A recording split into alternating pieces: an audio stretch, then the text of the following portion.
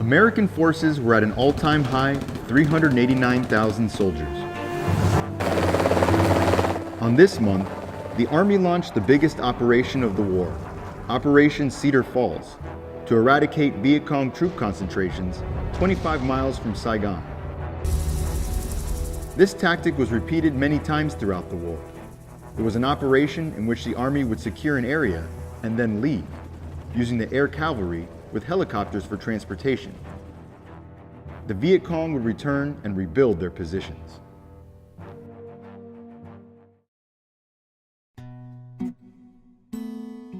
Melvin Polak was born in New York City, March 9, 1942, the son of Morris and Sylvia Polak. He grew up in Long Beach, New York.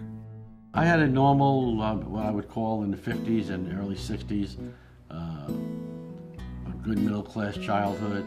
Well, my father was a businessman his whole life, and my mother was a housewife, as was pretty standard in those days. As a kid, I always liked airplanes, and I had an uncle who had been a pilot in World War II who owned an airplane, and he was always giving me airplane models to build and fly and everything.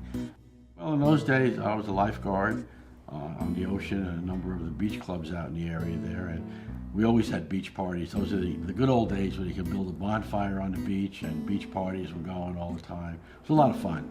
I went to NYU, New York University, down in Greenwich Village, and yes, I went to Air Force. I did 1 year of Air Force ROTC, thinking about the future. I used to fly on weekends at Mitchell Air Force Base on Long Island. I wanted to be an airline pilot, even with my college degree and all that. So in my junior year, I visited my Air Force recruiter, and he took me, and I took the written test and passed it, and then he took me up to the old Stewart Air Force Base, north of New York City, and they gave me a whole day of the pilot physical, and I passed it. And so I signed the papers for when I graduated from NYU a year and a half later, and I was on my way.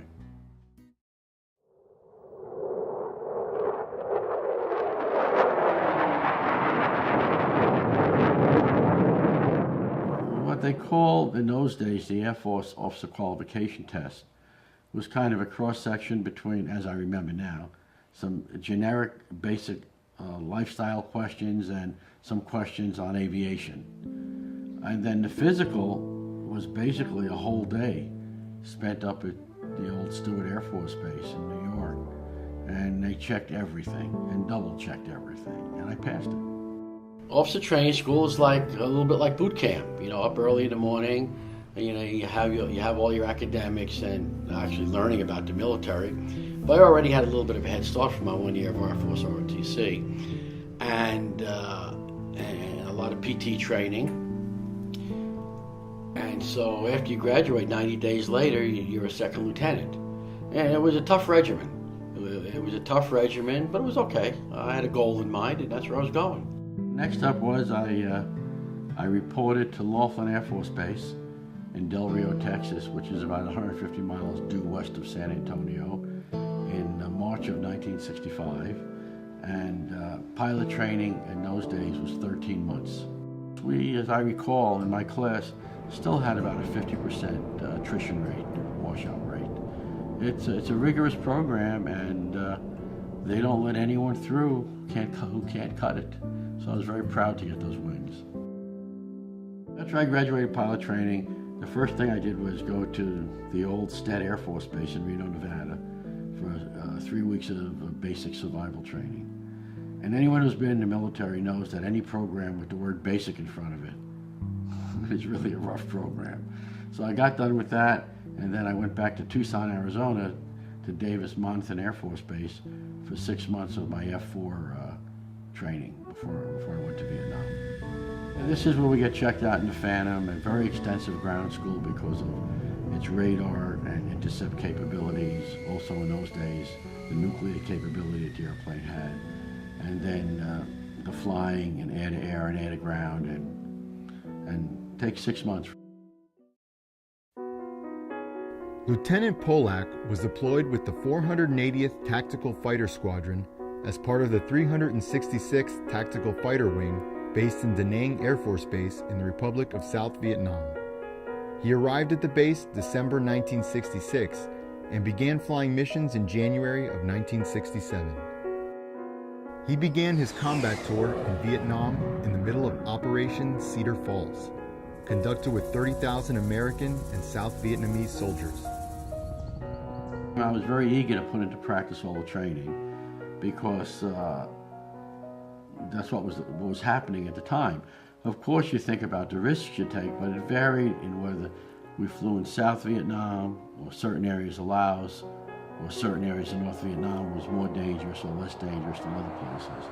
It was always dangerous, but it was a job to do. In addition to the air-to-ground strike missions, we also would fly combat air patrol missions and escort some of the fighter bombers in, the B-52s, the B-66s, other aircraft and situations. And many times we flew combined. We carried bombs and missiles. So we joined the strike force, we dropped our bombs with the strike force, and then peeled off and became combat air patrol looking for missiles. It was a war zone. It was a combat zone. We had the facilities, and they were basic, but they worked very nicely.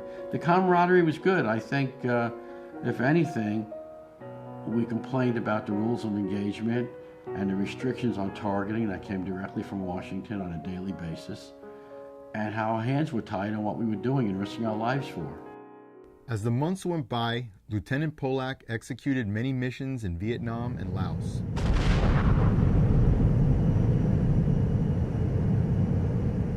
The base where he lived was the target of Viet Cong rocket attacks. With the number of sorties we flew every day and the weapons we were carrying, both air to ground and air to air, no doubt it was a major war effort. In South Vietnam, there was a lot of flack, but in Laos, around the Plain of Jars and a few other areas, Chapone, for example, as I recall, many times we'd be flying down the valleys, and they would have the anti-aircraft guns set on the hills on either sides of the valleys. So as you're coming down the valley during your bombing run, or rocket run, or what a strafing run, stuff would be coming at you from all sides. You can actually see the smoke trails of the individual projectiles. 37, 57 millimeter, which is very, very rapid rate of fire. And just going right alongside the radome and around the airplane, and your eyes literally tear as you're coming down the chute, and you see all the stuff coming at you. Some looks like little glowing cans, you know, and they don't hit you. But the flak, the anti-aircraft fire, was as heavy, if not heavier, than anything I'd seen in North Vietnam. It was absolutely scary.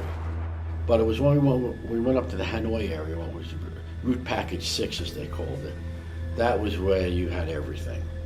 And those were 3.5-hour missions, you know, refueling. You had to refuel. Oh, your aerial refuel going and coming on those. And they ran on the F4 out of Da Nang about 3.5 hours. And they were very stressful missions because, I mean, you were really going in to the teeth of the tiger, you might say. We had a briefing that because our jamming was so effective, especially on the SAMs and the anti-aircraft, radar-guided anti-aircraft, that the Russians had shipped to the North Vietnamese American-made World War II surplus FM band radars. And no one had heard of them because it was World War II stuff. Well, it was effective because we didn't know they had them and we weren't jamming those bands.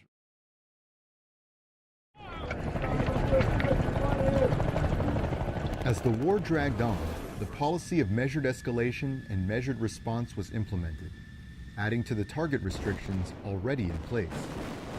We had kind of a strange policy where President Johnson said, well, if the Vietnamese attacked us, we would hit them back just enough and a little harder.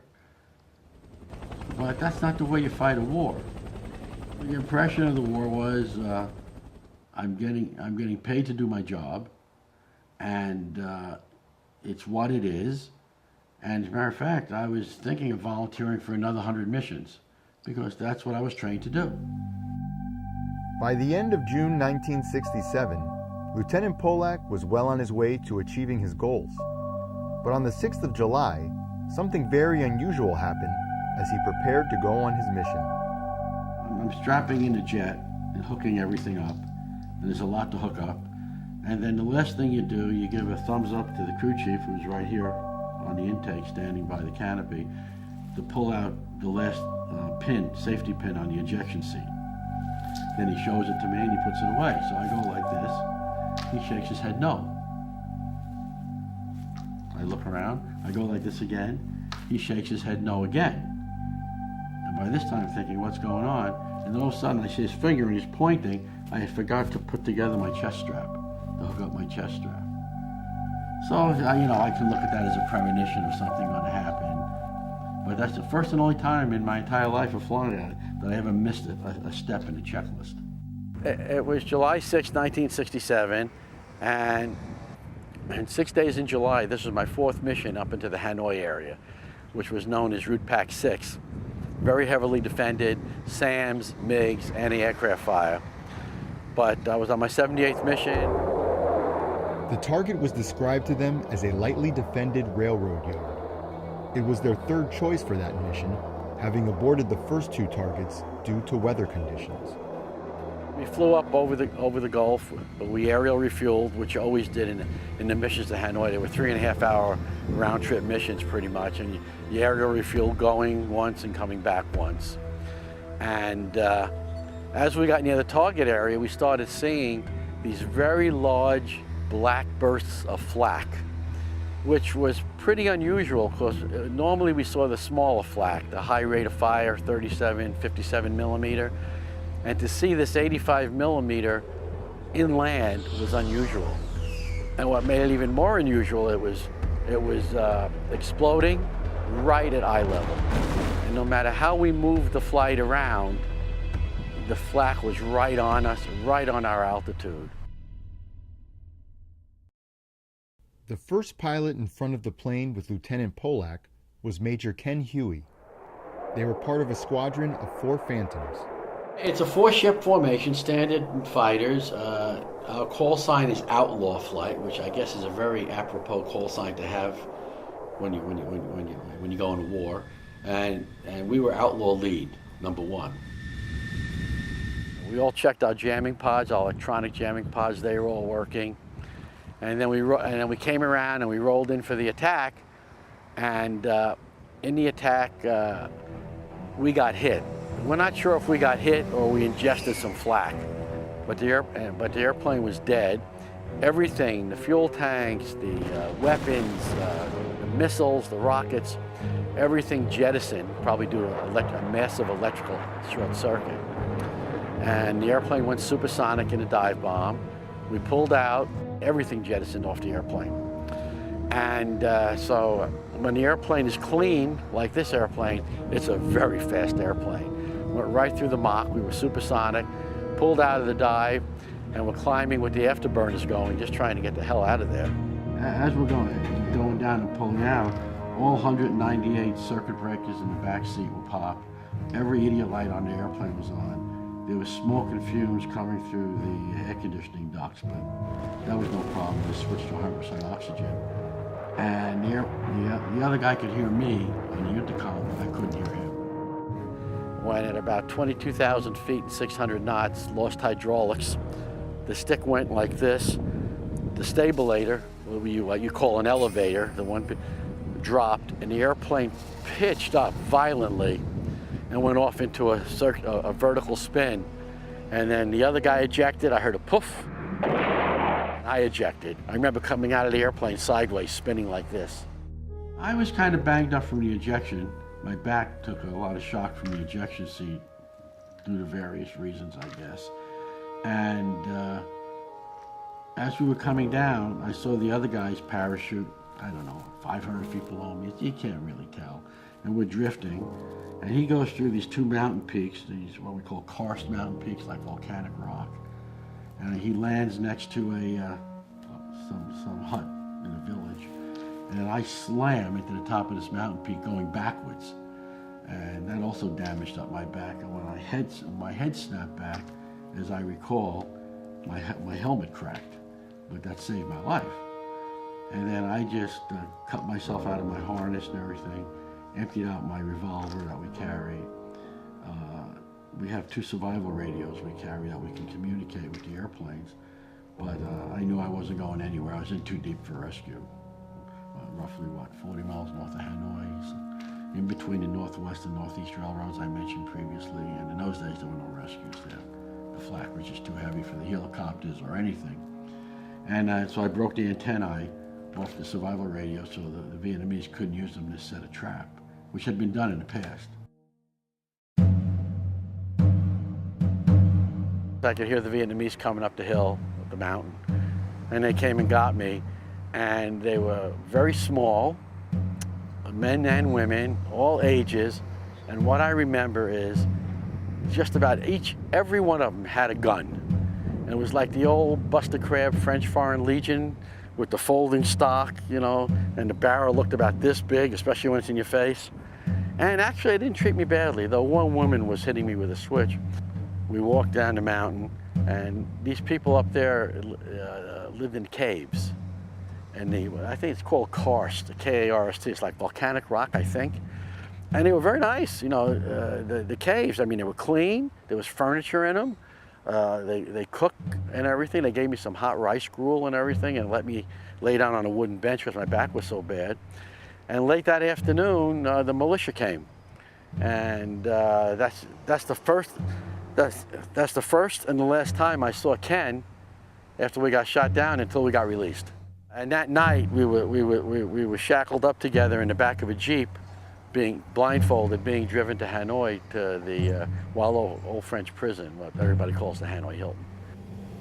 So basically, in a period of just very short order, I went from the 21st century back to the Stone Age.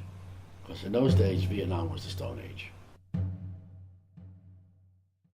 A few days later, Lieutenant Polak's family received a letter from his commander, Lieutenant Colonel John W. Armstrong. Quote, "Dear Mr. and Mrs. Morris Polak, I cannot fully express to you the deep sense of loss felt by the entire 480th Tactical Fighter Squadron upon learning that your son is missing in action. Our thoughts and prayers are with you in this time of personal anguish." Unquote. The letter also described Lieutenant Polak's qualities. Quote, "Perhaps even more impressive were Mel's personal qualities. He has always been extremely polite and congenial, and unusually well-liked by everyone in the 480th.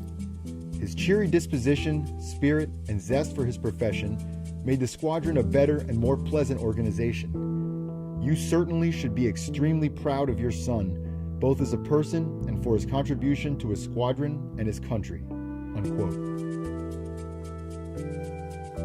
A few days after I was captured and got through all the hallucinations and all that stuff, and denial and everything you go through, they took me out to wash and they gave me a little mirror to shave with, you know, the old Gillette type double razors, and the blades are dull as crap anyway. I was able to look in the mirror, and from my shoulder blades down to the back of my knees, I was all black and blue and purple. Combination, I guess, from the injection, but hitting that mountain as hard as I did. I was in solitary for just a few weeks, and they interrogate you, and they want to know everything. But it's hard to convince them that we don't know everything.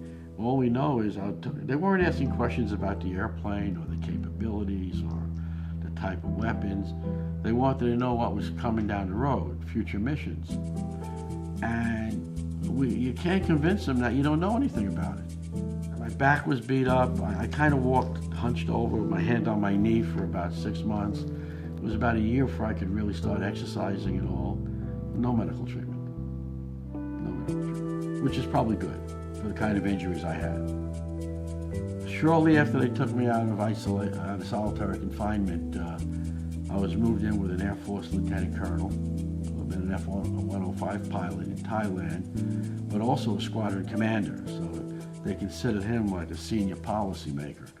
So you can only imagine the treatment he received. He was in pretty bad shape. Good guy, but he really had a tough time. How many kids you killed today? Hey, LBJ, how many kids you killed today?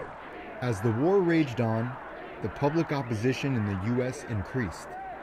The North Vietnamese captors used it daily as a propaganda tactic to demoralize the prisoners.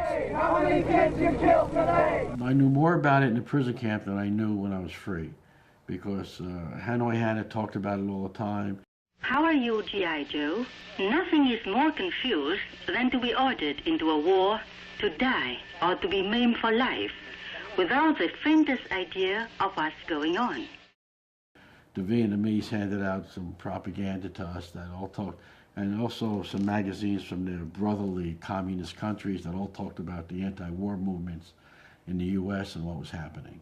Just like you learn in survival school, the young lieutenant, political commissar who speaks English, came into my cell where I was living with that Air Force lieutenant colonel and that Navy lieutenant commander or major.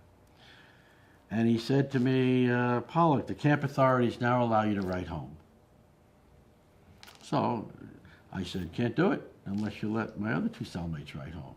But then I looked at the Air Force colonel and he nodded, he says, you can't, you know, we knew we couldn't miss this opportunity.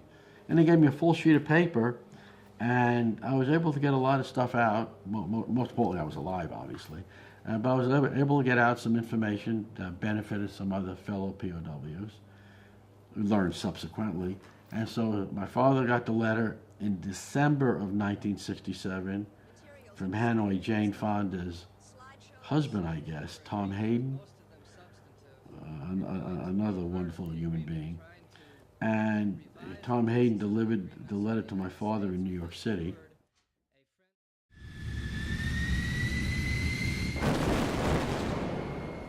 The months turn into years. The war goes on.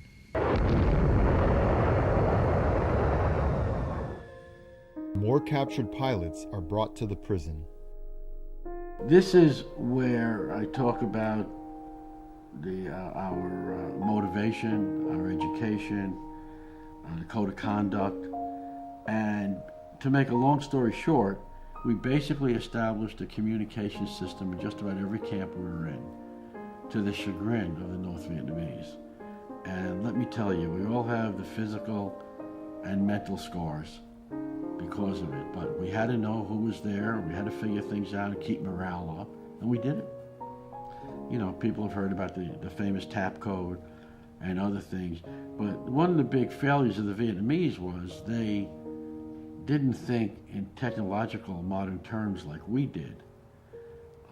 Where they saw an open sewer between some cells or wash facilities, we saw a communications conduit. The beatings and torture of POWs were a common occurrence. There was a Cuban interrogator, fluent in English, who took pleasure in beating and torturing Latino prisoners. I was taken to the limits on a couple of occasions, and next thing you know, a few days later they show you a letter you signed. You can't feel guilty about it. And without going into details, I managed, even in those moments, by spelling words in certain ways and the way I signed my name and how I moved letters around, obviously this wasn't a normal thing. Sometimes the men were tortured for giving the same answers that other prisoners had previously given the interrogators without getting in trouble. The senior ranking officers were often the targets of brutal interrogations, and the food and conditions of the camp were appalling. In September of 1969, after more than 2 years since Lieutenant Polak's capture, changes were about to happen with the death of the North Vietnamese leader. Well, basically, after Ho Chi Minh died in 1969, to our great surprise, not that he died, but to our great surprise, our treatment noticeably improved. We were getting out more, the food had improved, and that was a big surprise to us because we had thought that Ho Chi Minh had put a price on our heads to keep us alive because we would be valuable as pawns. And afterwards, they moved us out to these large camps in the countryside outside of Hanoi. And we lived in groups of 25, 35, 40 people. They unlocked us in the morning and left us alone all day. We even had a ping pong table. We wash our clothes when we wanted, you could rinse off when you wanted, as long as it had rain. And they left us alone. So we didn't know what was going on. And then one night, all hell broke loose.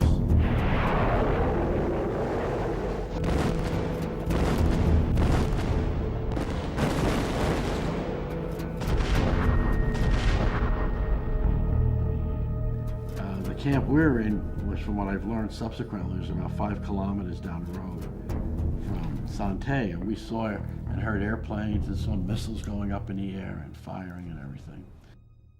By 1970, the U.S. government had secured the names of 500 Americans held in North Vietnam prisons.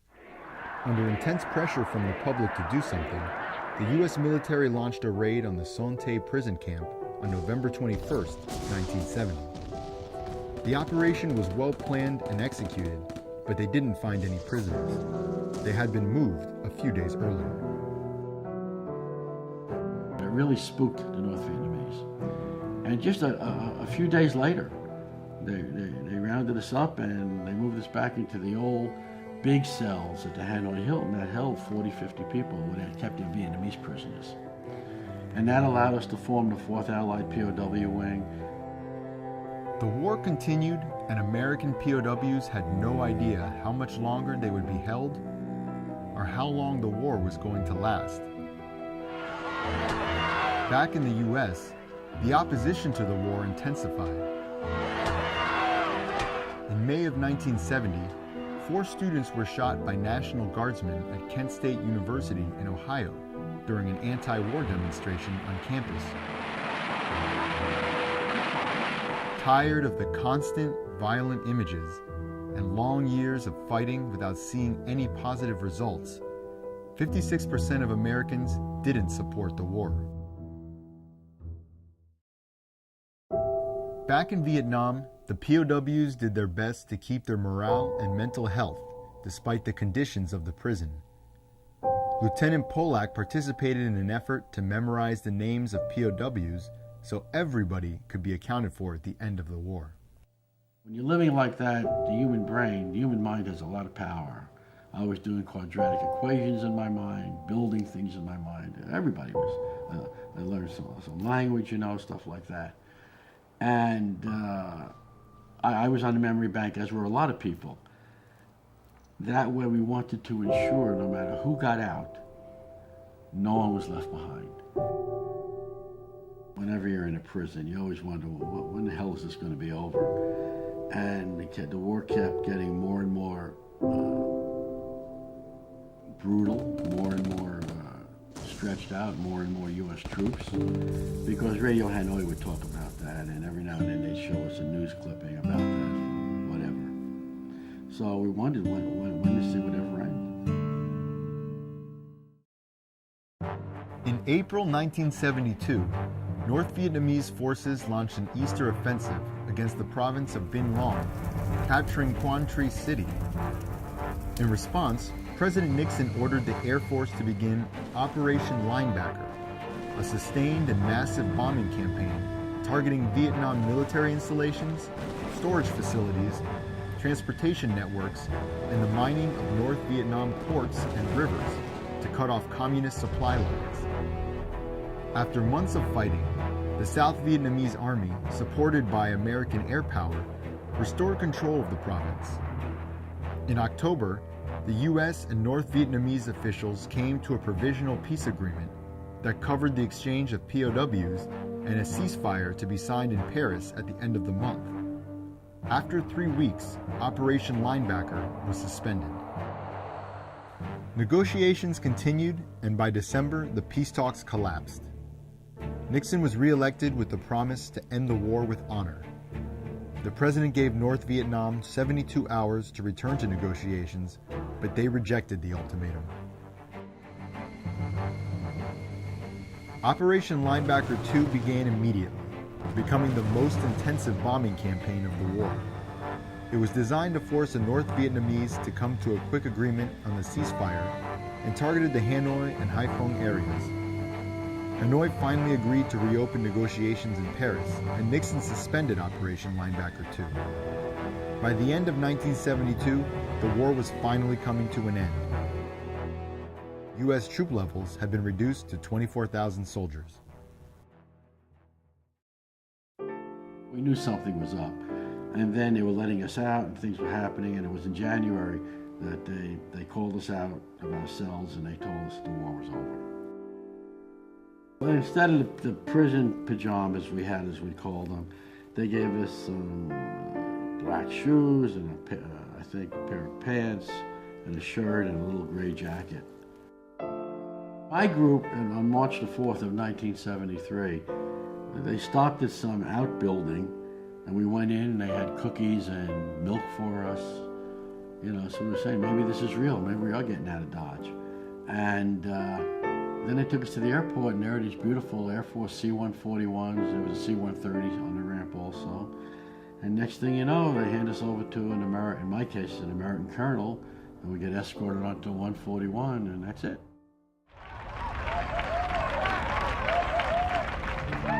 Flew from Hanoi to Clark Air Base in the Philippines for 3 days of basic medical, dental, re-civilization, getting uniforms, and the beginning of our debriefings. Spent 3 days there, and then they broke us up into groups, and I flew from there nonstop to Andrews Air Force Base in Washington, hopped on a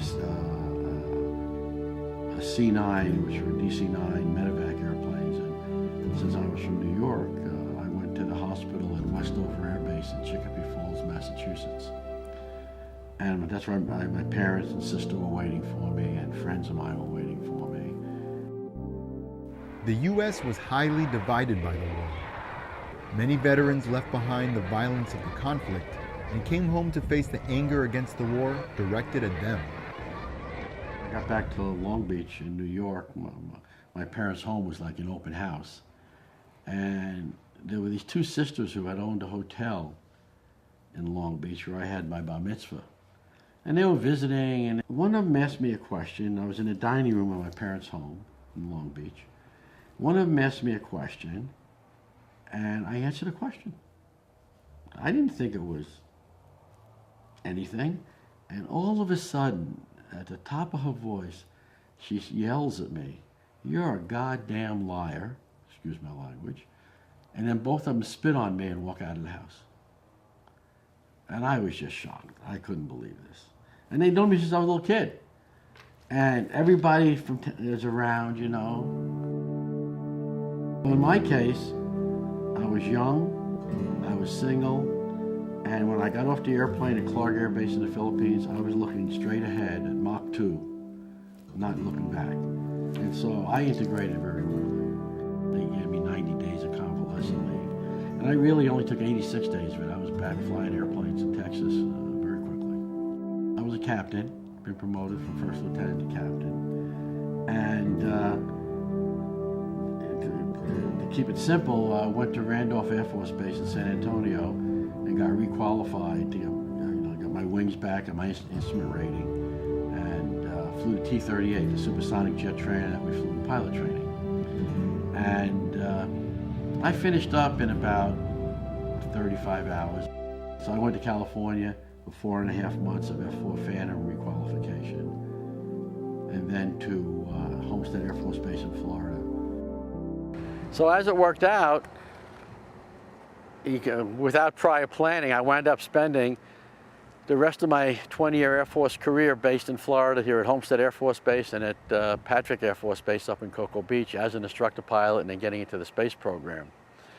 My civilian career lasted 22.5 years, aviation, airports, airspace management, missiles, space, all over the world. After retiring, Lieutenant Colonel Melvin Polak met a fellow POW from World War II who was helping returning soldiers from the wars in Iraq and Afghanistan. This gentleman I met, a fellow named Erwin Stovroff, who lives in Boca Raton, went on to found a tax-free organization to raise money to provide service dogs to our wounded veterans. It's called Vets Helping Heroes. I'm on the board, and we're very involved with that.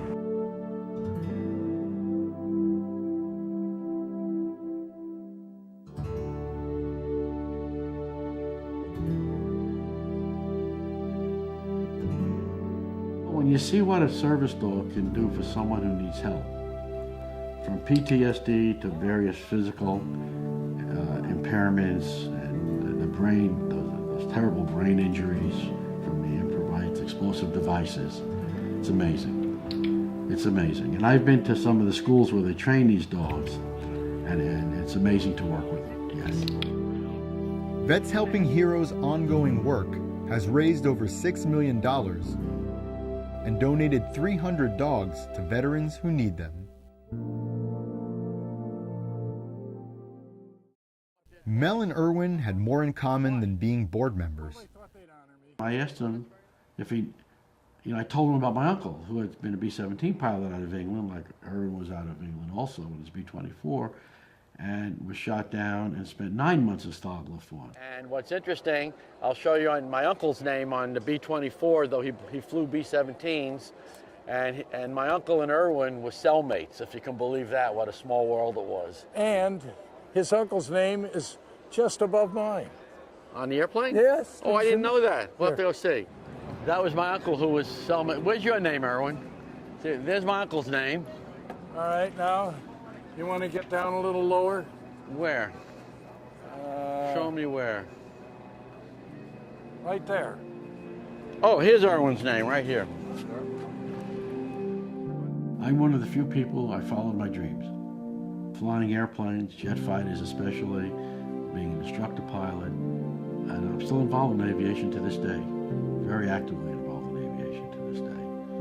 And that was always my dream, and I did it.